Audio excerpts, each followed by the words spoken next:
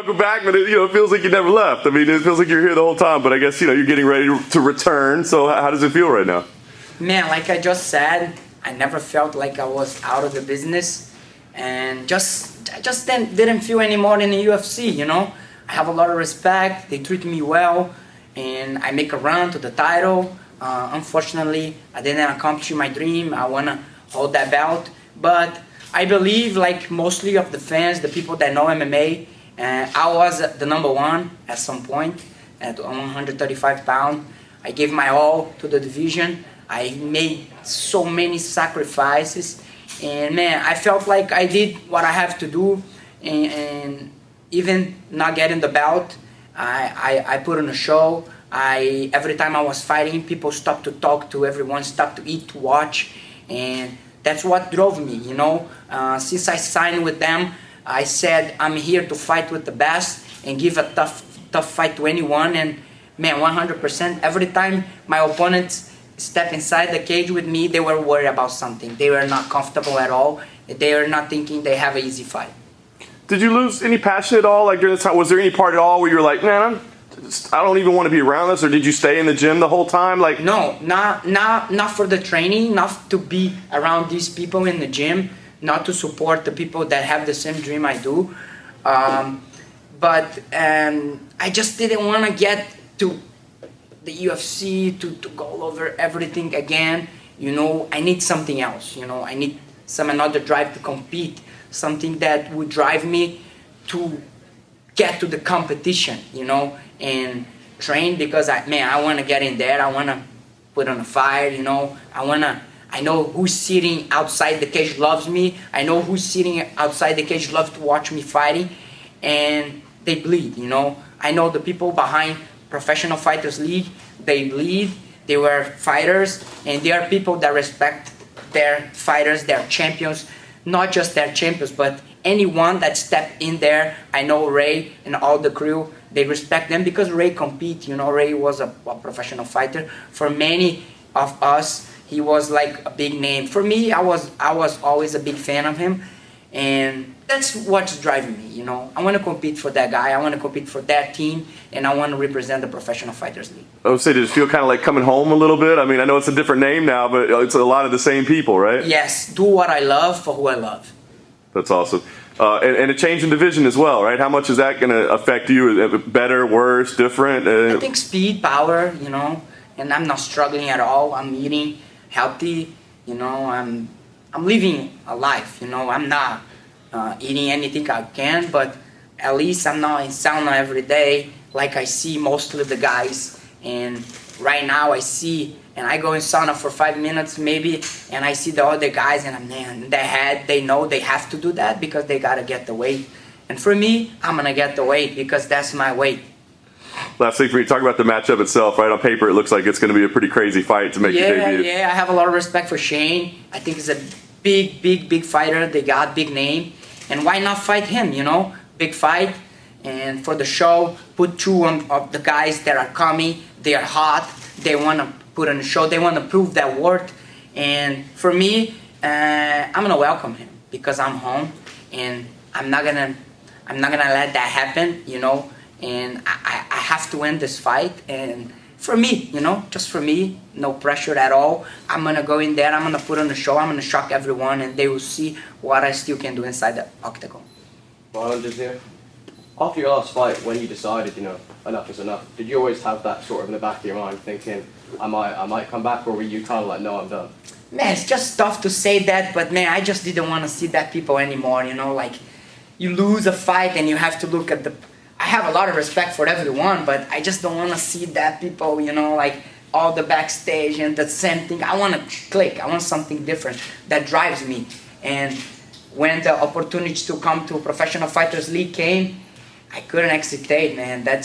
I'm going to see people that I hang out, people that they are true friends, that if I lose a fight, they're going to bump on my shoulder, and I know they're honest, they're not like just, he's a piece of something, And I'm here to stay, and I'm not going to be an easy fight to anyone. And guys, don't count me out. I'm a 35er, but I believe 135 pounds is the toughest division in all divisions, and I did a lot.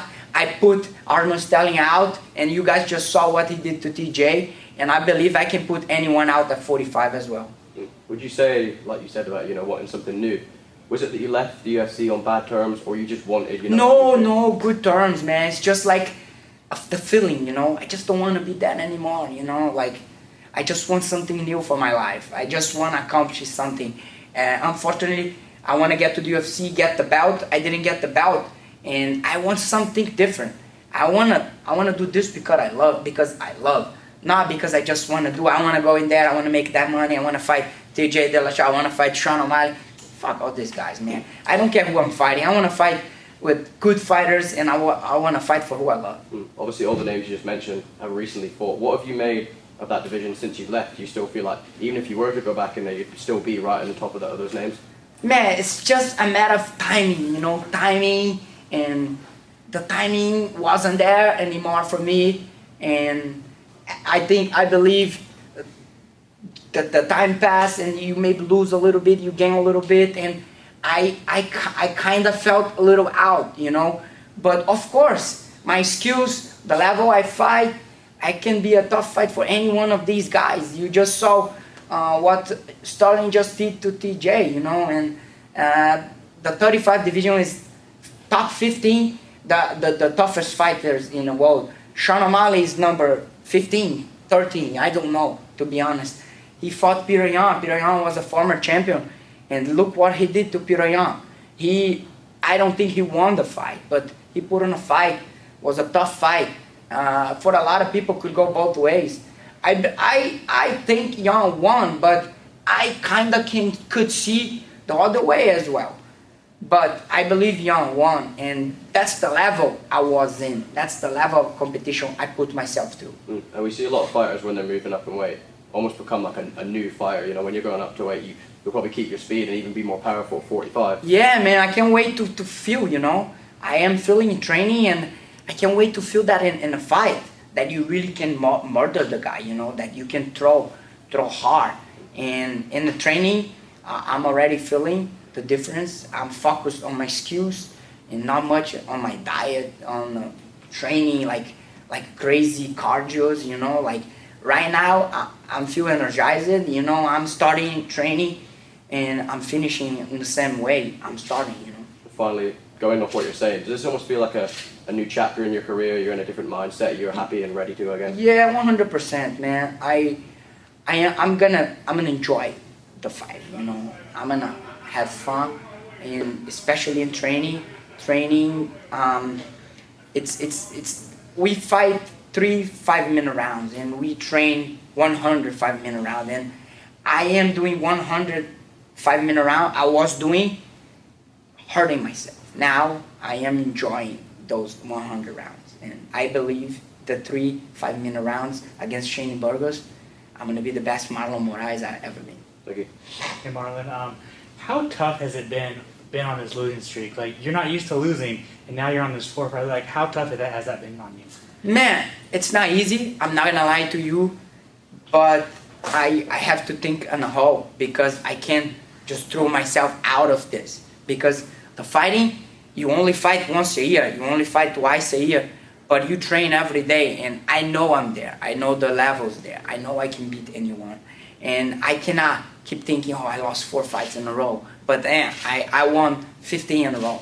So I gotta think about what I always done for the sport and what I accomplished, and I see my worth, and I know I'm the signing with the Professional Fighters League is gonna bring out of me something really good. I know you've said in the past that you don't really care what fans and what media say about your losing streak, but do you hear them kind of say, like, is Marlon done? Is Marlon really taking this thing seriously? Man, of course I do hear, because people tell me, and they message me, they ask me, and I really can't answer them with the words. I gotta get in there and fight and win. That's it. And finally, a former opponent, Rafael Sansao, you fought him twice. He just snapped his losing streak with a big win. I just want to know if you saw that, and does that give you faith that you can do the same Oh, thing? 100%, man. Rafael is a great fighter. I like the guy, we've been training in the past. We fought twice, and when I saw him winning, I was really happy for him. And like you just said, pushed me a little more, you know, man, let's get in there and let's get your skid away. Awesome, thank you. Did Ray and his team reach out to you to come to PFL, and how long of a process was it from when you were done with UFC to actually get the PFL and sign? Man, when I was done with the UFC, we were still under contract, and when I announced my retirement, I've been talking with everyone. Ray is my friend, you know, and he always asks me, you know, we always talk, and we talk with each other. He always texting me about my family, I text him about his family, because outside of Professional Fighters League, we know how to separate. He's my boss, but outside we are friends, you know, we can still have a great relationship. And man, Marlon, why not try 45, man? Maybe you're hurting yourself, and when someone like a legend tells you something like that, and people that really care about you, and make you think, man, I think it's time, you know, it's time to stop hurting myself. I weigh 160 pounds, 163. I can keep training at 150, like hurting already my body and still having 15 pounds to go. So let's make a run, let's do it, you know, and that's how we approach to each other, and we start the conversations. And it was kind of cool, you know, because it's such a great thing to have coming from someone you really respect, you know. That's great. Did you watch any PFL prior? Were you into PFL at all? And just see some of the fighters and some of the things that were going on? Oh, every time I watch the PFL, I see myself in there because I was there one day, you know. Every time I was in the crowd, I see the backstage guy, I see the lady, everyone, and I know everyone, you know. So of course I was happy in the UFC, I was fighting for the UFC.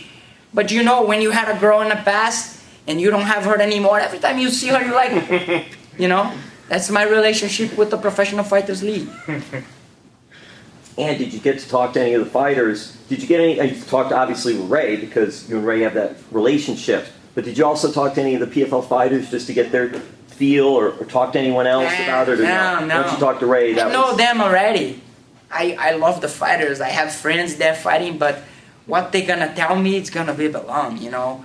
I believe Ray. If Ray says something, and I believe Pete, and if on the communication you don't need anybody else, you gotta trust each other, and that's what always happened between us.